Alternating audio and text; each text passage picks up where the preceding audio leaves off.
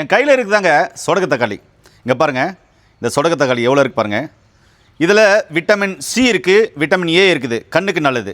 நரம்பு வீக்னஸாக இருக்குது, நர்வஸ் சம்மந்தமான பிரச்சனை இருக்குன்றவங்களுக்கு நரம்புக்கு வலிமை ஊட்டக்கூடிய ஒரு அற்புதமான மாமருந்து சொடக்கு தக்காளி.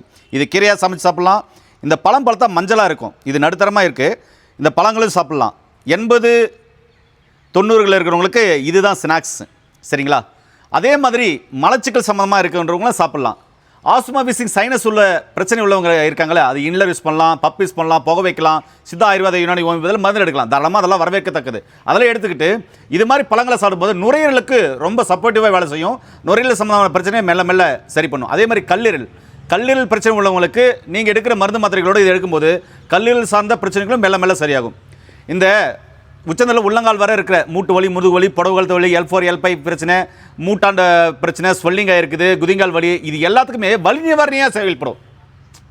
ஒரே மருந்து எத்தனை வேலை செய்து பாருங்க. உடலில் நோய் எதிர்ப்பு சக்தியை அதிகப்படுத்துங்க. இதில் ஆன்டி ஆக்சிடென்ட் அதிகமாக இருக்குது.